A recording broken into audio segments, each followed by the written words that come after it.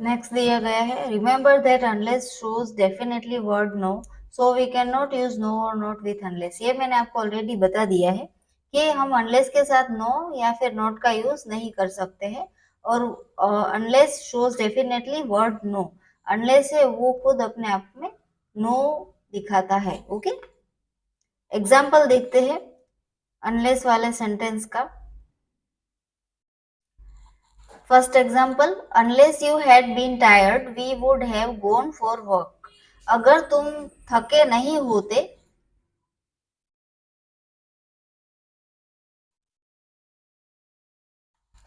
अगर तुम थके नहीं होते तो we would have gone for work, walk, तो हम चलने के लिए जाते।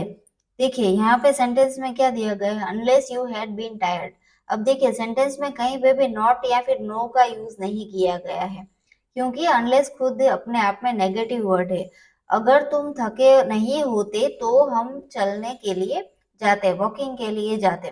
तो देखिए यहाँ पे जो अनलेस यू हैड, अनलेस वाला सेंटेंस है वो हमने परफेक्ट पास्ट टेंस में लिखा है, और दूसरा है वो ऑक्सिलरी का परफेक्ट फॉर्म है। Okay, next example, unless lawyer had collected the proofs culprit would have won the case. अगर लॉयर यानी कि वकील, वकील ने प्रूफ कलेक्ट ना किए होते तो culprit would have won the case, तो जो गुनेगार है वो केस जीत जाता। अब देखिए एक सेंटेंस है अनलेस वाला, unless lawyer had collected the proofs.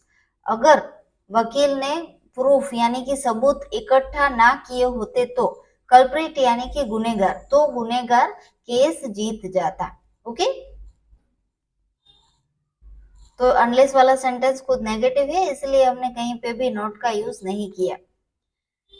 अब देखिए इफ वाला, मैंने आपको यहाँ पे जो अनलेस वाला फर्स्ट सेंटेंस है, फर्स्ट और सेकंड, उसी को मैंने इफ के साथ हम कैसे लिख सकते हैं वो दिखाया है।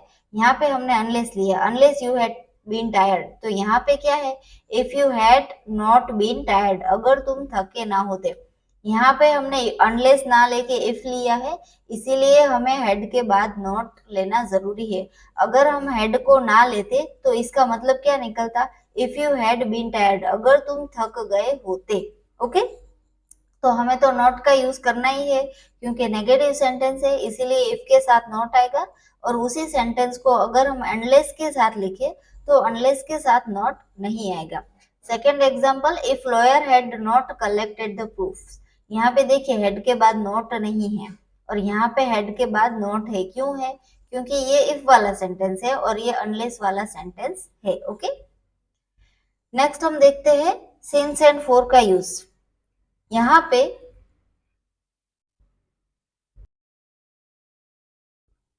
सिंस एंड फोर का यूज परफेक्ट पास्ट टेंस में कैसे होता है वो हम यहाँ पे देखते हैं। सबसे पहले देखते हैं since. Since is used to denote the period from starting to till now. अब देखिए ये जो सिंस का यूज कब होता है कि स्टार्टिंग पीरियड से लेके अभी तक जो हमने काम किया था उसको शो करने के लिए हम सिंस का यूज करेंगे। ओके, देखिए सिंस और फोर का मीनिंग क्या होता है, एक पर्टिकुलर टाइम पीरियड दिखाता है सेंटेंस में। फॉर एग्जांपल आपको कहा जाए कि मैं सुबह 9 बजे से लेके अभी तक होमवर्क कर रही थी, तो वहां पे सुबह 9 बजे का टाइम दिया गया है कि सुबह 9 बजे से लेके सिंस 9 PM मैं, since 9 AM I I had been working. तो मैं, इसका मतलब क्या होता है कि मैं 9 बजे से लेके अभी तक वर्क कर रही थी। तो जहाँ पे पर्टिकुलर टाइमिंग दिया गया हो वहां पे हम सिंस और फोर का यूज करेंगे। सिंस और फोर दोनों का मीनिंग सेम होता है, लेकिन कौन से टाइम पीरियड में हम सिंस का यूज करेंगे और कौन से टाइम पीरियड में हम फोर का यूज करेंगे वो हम देखते हैं। Starting to till now, starting से लेके अभी तक जो होता है उसमें हम सिंस का यूज करते हैं। सिंस, सिंस आएगा सेंटेंस में, उसके बाद क्या आएगा, स्टार्टिंग पॉइंट आएगा। स्टार्टिंग पॉइंट यानी कि जितने बजे हमने काम करना स्टार्ट किया है, यहाँ पे जो भी दिन पे, संडे मंडे ट्यूसडे वेडनेसडे, जो भी दिन पे, यहाँ पे कोई भी तारीख पे, देखिए नेक्स्ट मैंने लिखा है सिंस प्लस टाइम और डेट और डे, यानी कि कोई भी तारीख हो या फिर समय दिया गया हो या फिर डे दिया गया हो, संडे, मंडे, ट्यूसडे, वेडनेसडे, कोई भी डे, तो उस वाले सेंटेंस में हम सिंस का यूज करेंगे। Example, since 1995 I have been living here since 1995। मैं यहाँ पे 1995 से रह रही हूँ, यानी कि मेरा रहने का जो काम है वो 1995 से है, मतलब मैं 1995 से लेके अभी तक यहीं पे रह रही हूँ। 2001, 1874, तो यहाँ पे स्टार्टिंग पॉइंट दिया गया है, स्टार्टिंग पीरियड दिया गया है 7 o'clock, ओके, 7 बजे से लेके 5 जून, 5 जून से लेके अभी तक, फ्राइडे यानी कि शुक्रवार से, ओके। तो इस सारे सेंटेंस में हम इस सारे केस में सिंस का यूज करेंगे। For is use for fix time duration. For का यूज क्या होता है? फिक्स टाइम ड्यूरेशन होता है। अब देखिए, फिक्स टाइम ड्यूरेशन का मतलब क्या होता है कि period of time plus for plus number plus time word plus days. देखिए, इसको हम एग्जाम्पल से देखते हैं। एग्जाम्पल में क्या दिया गया है कि 2 मिनट्स, फिक्स टाइम ड्यूरेशन, यानी कि अगर 2 मिनट दिया गया है तो 2 मिनट से कम भी नहीं, 2 मिनट से ज्यादा भी नहीं। यहाँ पे हमें स्टार्टिंग पॉइंट नहीं दिया गया होगा, ओके। लास्ट 2 मिनट से मैं यहाँ पे खड़ी हूँ, तो लास्ट 2 मिनट यानी कि 2 मिनट से ज्यादा भी नहीं और 2 मिनट से कम भी नहीं। फिक्स टाइम ड्यूरेशन दिया गया है 3 वीक्स, 3 हफ्ते, लास्ट 3 हफ्ते से मैं यहाँ पे आ रही हूँ, ओके। 3 वीक्स, फिर 5 डेज, लास्ट 5 डेज, 12 ईयर्स, 12 साल, हाफ एन आवर यानी कि आधे घंटे, आधे घंटे से मैं खाना बना रही हूँ। तो ये सब जो एग्जाम्पल है वो हम फोर में यूज करेंगे। फोर में क्या होगा? फिक्स टाइम ड्यूरेशन दिया होगा और सिंस में क्या होगा? स्टार्टिंग पॉइंट दिया गया होगा। देखो, सब में स्टार्टिंग पॉइंट दिया गया है, 7 बजे से लेके अभी तक, 5 जून से लेके अभी तक, शुक्रवार से लेके अभी तक, ओके। तो इन सबको हम सिंस में यूज करेंगे और फॉर में क्या आएगा? Fix time duration. अब देखते हैं आगे, structure of sentence. Structure of sentence को देखने से पहले हम सिंस और फॉर के एग्जाम्पल देख लेते हैं कि उसमें क्या आता है। फर्स्ट एग्जाम्पल हमारा है, I had lived in America for 3 years before I went to Dubai. मैं दुबई गया उससे पहले मैं अमेरिका में 3 साल रहा था, ओके। अब देखिए, आई had lived in America for 3 years, ये हमारा फर्स्ट सेंटेंस हो गया, फर्स्ट क्लोज हो गया।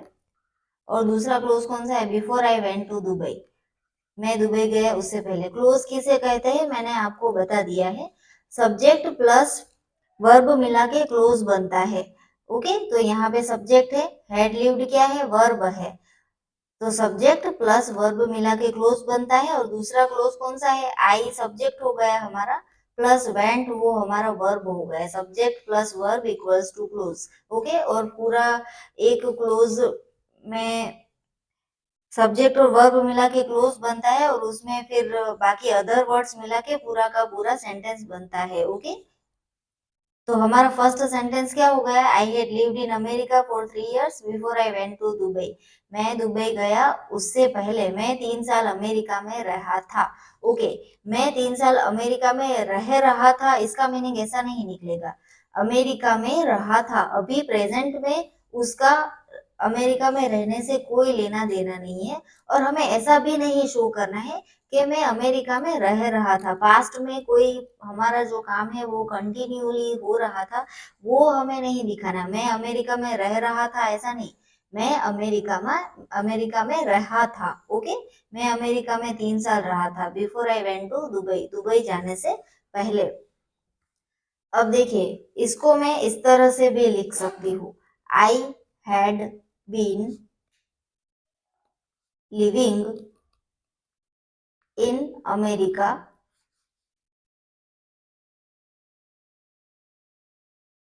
For 3 years। अभी इसका मतलब क्या होता है कि मैं 3 साल तक अमेरिका में रह रहा था, यानी कि वो 3 साल में उसकी अमेरिका अमेरिका में रहने का काम अभी चालू था। तो ये हमारा कौन सा टेंस हो गया?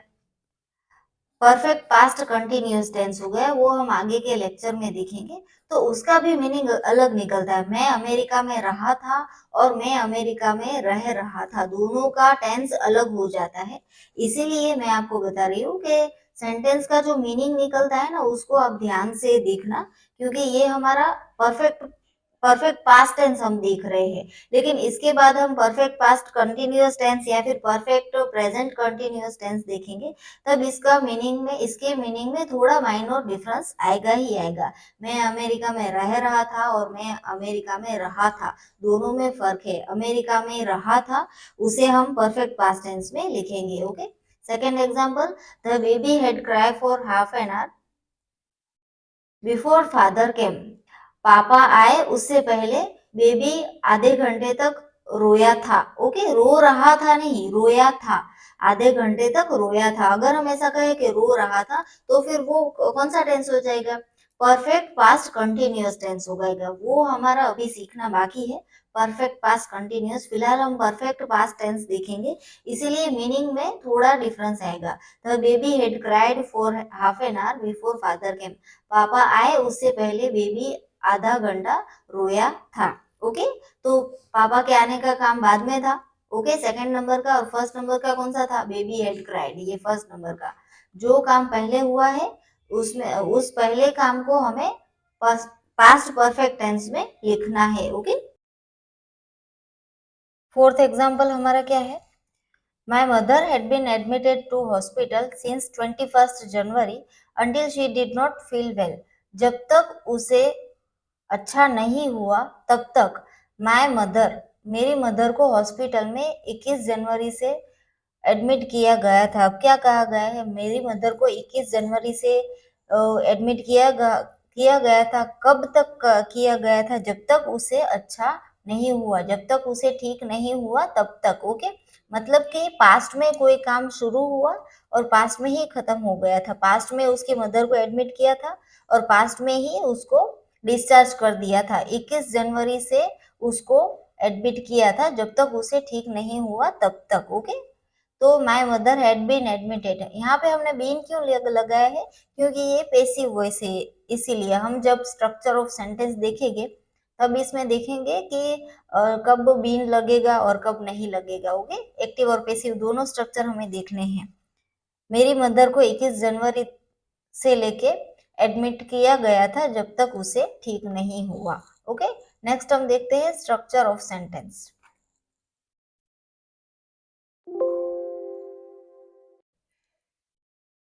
स्ट्रक्चर ऑफ सेंटेंस में हम सबसे पहले देखते हैं types of sentence in tense.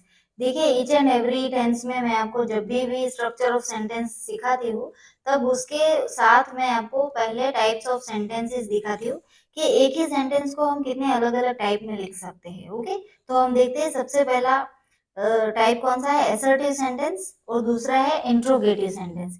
ये देखिए, हमारा पहला टाइप है असर्टिव। असर्टिव यानी कि विधान वाक्य, और इंट्रोगेटिव यानी कि प्रश्नार्थ वाक्य। असर्टिव का मतलब होता है विधान वाक्य। अब विधान वाक्य का मतलब क्या होता है? फुल स्टॉप वाला सेंटेंस। ओके, अब फुल स्टॉप वाले सेंटेंस में भी दो सब टाइप होते हैं। एक हमारा होता है एफर्मेटिव सेंटेंस और दूसरा होता है नेगेटिव, यानी कि हकार वाक्य और नकार वाक्य। ओके, पहले हम हकार वाक्य का एग्जाम्पल देखते हैं। He had gone to the shop. वो शॉप पे गया था, वो दुकान पे गया था। ओके, ये हमारा क्या हो गया? हकार वाक्य हो गया। अब इसको हमें नेगेटिव सेंटेंस कैसे बनाना है? वो शॉप पे नहीं गया था। He had not gone to the shop. हमने क्या लगाया सेंटेंस में? बीच में हेड के बाद नॉट लगा दिया, ताकि ये एक नेगेटिव सेंटेंस बन गया। दोनों ही फुल स्टॉप वाले सेंटेंसेस है, इसीलिए विधान वाक्य है, असर्टिव सेंटेंस। और एक है एफर्मेटिव, एक है नेगेटिव, एक है हकार, एक है नकार। अब इन्हीं दोनों सेंटेंस को हमें इंट्रोगेटिव में लिखना है। He had gone to the shop, वो शॉप पे गया था। क्या वो शॉप पे गया था? तो वो इंट्रोगेटिव में भी एफर्मेटिव हो गया। इंट्रोगेटिव यानी प्रश्नार्थ, प्रश्नार्थ में हकार वाक्य। क्या वो शॉप पे गया था? Had he gone to the shop? तो ये हमारा क्या हो गया? इंट्रोगेटिव सेंटेंस में एफर्मेटिव हो गया। इंट्रोगेटिव तो है ही, प्रश्नार्थ तो है ही, लेकिन हकार वाक्य है। अब ये वाला जो सेंटेंस है, he had not gone to the shop, वो शॉप पे नहीं गया था। उसको हम नेगेटिव सेंटेंस में इंट्रोगेटिव में कैसे लिखेंगे कि क्या वो शॉप पे नहीं गया था? Had he not gone to the shop? Okay, तो ये इंट्रोगेटिव में क्या हो गया? नेगेटिव। अब देखिए, एक ही सेंटेंस को हमने कितने टाइप में लिखा? 4 टाइप में, 4 अलग-अलग तरीके से लिखा। तो ये हमारा एक्टिव वॉइस हो गया। अब इसी 4 सेंटेंस को हम क्या करेंगे? पैसिव वॉइस बनाएंगे। तो पैसिव वॉइस बनाएंगे, इसीलिए एक सेंटेंस को हम टोटल कितने तरीके से लिख सकते हैं? 8 तरीके से लिख सकते हैं। ओके, आगे देखते हैं active voice and passive voice का स्ट्रक्चर। अब देखिए, स्ट्रक्चर का जो इम्पोर्टेंस है वो बहुत है, क्योंकि आपको स्ट्रक्चर के हिसाब से ही सेंटेंस बनाना है। सबसे पहले सब्जेक्ट आएगा, उसके बाद हेड आएगा, बीन कब आएगा, कब आएगा, वर्ब का कौन सा फॉर्म आएगा, अदर वर्ड्स कब आएंगे, और ऐसा कौन सा वर्ड सेंटेंस में दिया गया है जिससे हम आइडेंटिफाई कर पाए कि ये परफेक्ट पास्ट टेंस है। ओके, ये हमें देखना है।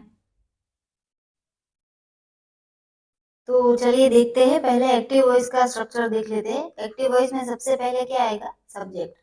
देखिए, ये जो ऊपर वाले 4 सेंटेंस है वो हमारे एक्टिव वॉइस ही है। सबसे पहले आएगा सब्जेक्ट, ओके, उसके बाद आएगा head plus past participle of verb, यहाँ पे प्लस। ओके, तो सबसे पहले सब्जेक्ट आएगा, तो हमने यहाँ पे देखिए सब्जेक्ट लगा दिया ही हमारा सब्जेक्ट हो गया। उसके बाद हेड आएगा, तो हेड भी हमने लगा दिया। फिर क्या आएगा? पास्ट पार्टिसिपल ऑफ वर्ब, यानी कि वर्ब का पास्ट पार्टिसिपल। भूतकृदंत गोण, किसका भूतकृदंत गोण होता है? गो का, गो यानी जाना। उसका पास्ट टेंस क्या होता है? WENT, वेंट, गया। एंड उसका पास्ट पार्टिसिपल होता है gone. Okay, go went gone. और प्रेजेंट पार्टिसिपल क्या होगा? Going, GOING। ओके, तो यहाँ पे हमें थर्ड फॉर्म लगाना है, गोन। गोन लगा दिया, तो हमने ये पास्ट पार्टिसिपल ऑफ वर्ब यानी कि गो का पास्ट पार्टिसिपल गोन प्लस ऑब्जेक्ट, ऑब्जेक्ट है यानी कि कर्म। कहाँ पे गया था? शॉप पे। उसके बाद अदर वर्ड्स। ये हमारा एक्टिव वॉइस का स्ट्रक्चर है। अब देखिए पैसिव वॉइस के स्ट्रक्चर में क्या आएगा? सबसे पहले आएगा ऑब्जेक्ट, उसके बाद आएगा हेड, उसके बाद कंपलसरी बीन लगाना है। बीन के बिना, BEEN, बीन, उसके बिना हम परफेक्ट पास्ट टेंस का पैसिव वॉइस बिल्कुल ही नहीं कर सकते। अगर पैसिव वॉइस करना है तो बीन के बिना होगा ही नहीं, बीन कंपलसरी है, बीन लगाना ही पड़ेगा। ओके, उसके बाद आएगा past participle of verb. Same, active में भी पास्ट पार्टिसिपल था और पैसिव में भी पास्ट पार्टिसिपल। उसके बाद बाय, जैसे हर सेंटेंस हर टेंस में होता था कि बाय लगाना जरूरी है, उसी तरह से इसमें भी बाय। देन लास्ट में आएगा सब्जेक्ट। ओके, इसको हम एग्जाम्पल से देखते हैं। एग्जाम्पल मैंने एक्टिव का दिया है, शी हैड ईटन बनाना, उसने केला खाया था। अब देखिए यहाँ पे एक्टिव वॉइस का स्ट्रक्चर क्या है? सब्जेक्ट, तो हमने शी लगा दिया सब्जेक्ट, शी यानी वो। ओके, हेड आ गया, तो यहाँ पे had. Eaten past participle of verb, किसका पास्ट पार्टिसिपल ईटन होता है? ईट का, EAT, ईट, ईट यानी खाना, ATE, एट यानी खाया, और EATEN उसका थर्ड फॉर्म हो गया, पास्ट पार्टिसिपल ईटन। ओके, तो हमने ईटन लगा दिया। देन उसके बाद क्या खाया? बनाना खाया, तो बनाना यानी केला, ये ऑब्जेक्ट हो गया। अब देखिए स्ट्रक्चर के हिसाब से कंपेयर करते हैं। पहले सब्जेक्ट आ गया शी, उसके बाद हेड, उसके बाद पास्ट पार्टिसिपल ईटन, और उसके बाद ऑब्जेक्ट। अदर वर्ड्स हो तो ठीक है, नहीं हो तो भी सेंटेंस कंप्लीट होगा। ओके, एक्टिव का हमने कंपेयर कर लिया। अब हम पैसिव का देखते हैं। पैसिव में सबसे पहले क्या आएगा? ऑब्जेक्ट। तो इसमें ऑब्जेक्ट क्या था? She had eaten banana, object था बनाना, तो हमें पहले ऑब्जेक्ट लगा देना है बनाना। फिर उसके बाद लगाना है हेड प्लस बीन, तो यहाँ पे हेड बीन लगा दिया। Then past participle of verb, तो यहाँ पे ईटन आ गया। देन आएगा बाय, बाय, और उसके द्वारा हर, उसके द्वारा शी का हमने क्या कर दिया? हर कर दिया, उसके द्वारा केला खाया गया था। तो एक्टिव और पैसिव वॉइस के हिसाब से हमने सेंटेंस का स्ट्रक्चर कंपेयर कर लिया। ओके, तो इस तरह से हम पास्ट परफेक्ट टेंस के एग्जाम्पल को बना सकते हैं। अब हम नेक्स्ट देखते हैं। मैंने यहाँ पे एक टेबल दिया है जो मैं हर टेंस में दिखाती हूँ, इसमें भी है। सब्जेक्ट वाइज मैंने टेबल दिया है, पहले सिंगुलर और उसके बाद प्लूरल। सिंगुलर यानी एक वचन, प्लूरल यानी बहुवचन। अब देखिए ये जो मैंने आपको यहाँ पे दिखाया है सेंटेंस, यहाँ पे जो पूरा मैंने स्ट्रक्चर दिखाया है, वहां पे मैंने सब्जेक्ट क्या लिया था, यहाँ पे मैंने शी लिया है सब्जेक्ट, तो और यहाँ पे क्या लिया है, ही सब्जेक्ट लिया है। तो उस तरीके से हम कितने सब्जेक्ट को ले सकते हैं वो हम देखते हैं। ओके, अब देखिए पहले यहीं पे देख लीजिए, अगर यहाँ पे मैंने ही ना लगाया होता और उसकी जगह पे आई लगाया होता तो आई के कितने सेंटेंसेस बनते, 4। ओके, और फिर उसके बाद अगर मैंने यू लगाया होता तो यू के कितने सेंटेंसेस बनते, 4। फिर मैंने वी लगाया होता तो वी के भी 4 सेंटेंसेस। क्यों 4-4? क्योंकि देखो वी के कितने बने, 1 2 3 और 4 बने हैं। उसी तरह से आई के 4, यू के 4, वी के 4, फिर उसके बाद ही शी या फिर इट उसके 4 और दे के 4।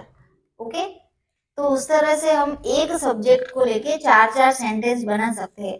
तो टोटल कितने सब्जेक्ट हम ले सकते हैं वही हमें ये टेबल में देखना है।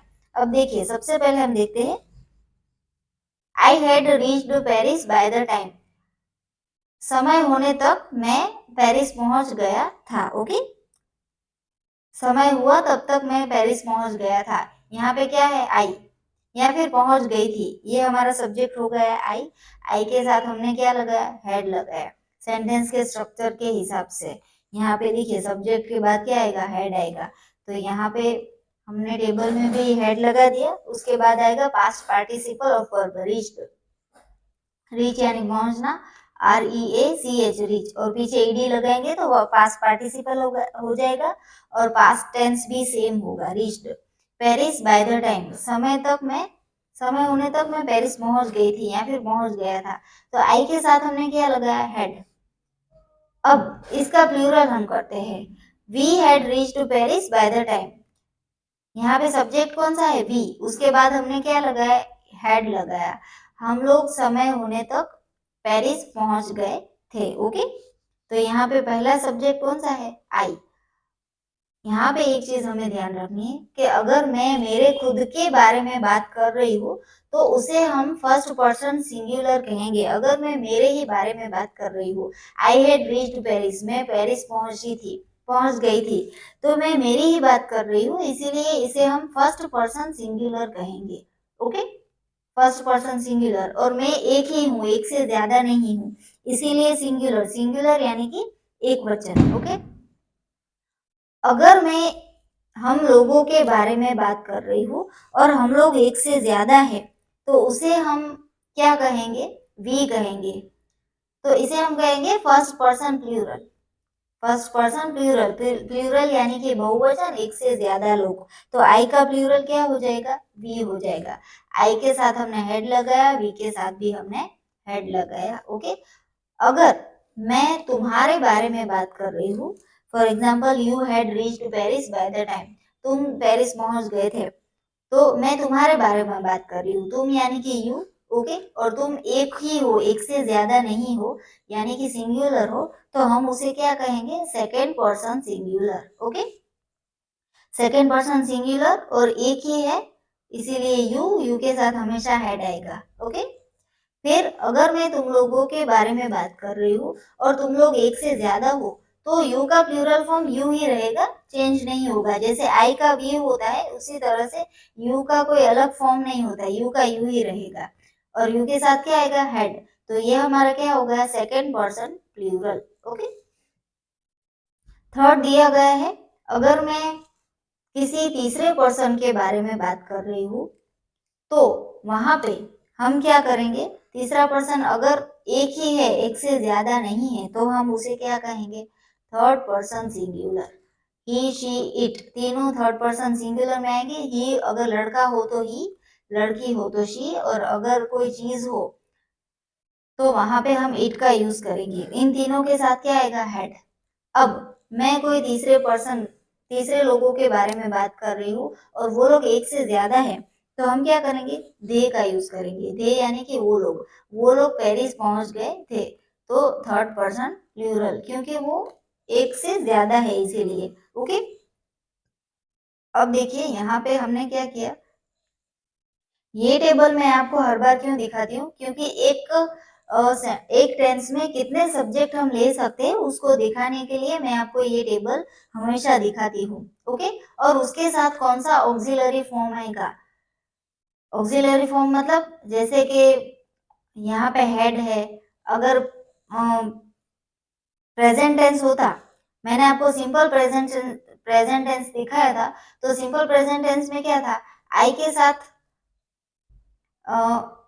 फॉर्म आएगा, मेन फॉर्म आएगा आई रीच। ओके, वी के साथ क्या आएगा, वी रीच। मैं यहाँ पे लिखती हूँ, आई के साथ आएगा रीच, फिर वी के साथ भी आएगा रीच, फिर यू के साथ भी रीच आएगा, यू के साथ भी रीच, फिर ही शी इट के साथ क्या आएगा, रीचिस। तो यहाँ पे वर्ब का जो फॉर्म है वो चेंज हो चुका है, हमें रीच नहीं लगा है लेकिन रीचेस लगाया है। ओके, उसी तरह से मैंने आपको परफेक्ट प्रेजेंट टेंस दिखाया था, वहां पे क्या था, आई हैव रीच्ड।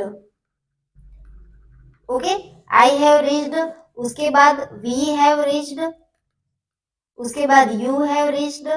ओके, लेकिन अगर ही शी या फिर इट हो तो हम वहां पे क्या लगाएंगे, हैज, ही हैज रीच्ड।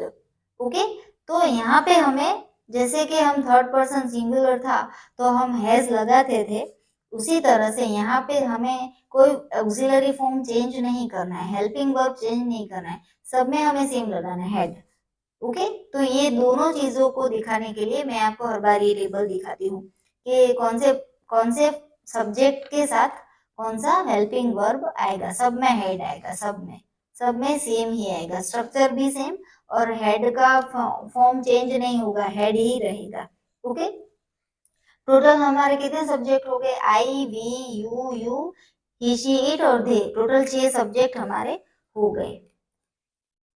अब यहाँ तक हमने परफेक्ट पास्ट टेंस देखा, अब मैं आपको एग्जांपल दिखाती हूँ कि टोटल 6 सब्जेक्ट है, एक सब्जेक्ट के हम कितने सेंटेंस लिख सकते हैं, 4, 4 एक्टिव और 4 पैसिव।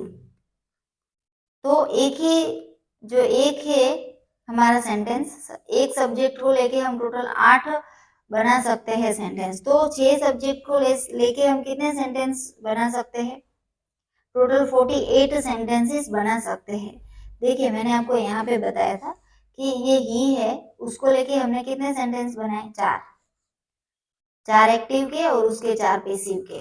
तो उसी तरह से हमें यहाँ पे एक एक सब्जेक्ट को लेके जाना है, पहले आई को लेके हम टोटल 8 एग्जाम्पल देखेंगे, फिर बी को लेके, फिर यू, फिर ही शी इट और फिर दे। उसी तरह से लाइन बाय लाइन एक एक सब्जेक्ट लेके हम एग्जाम्पल देखते जाएंगे। ओके।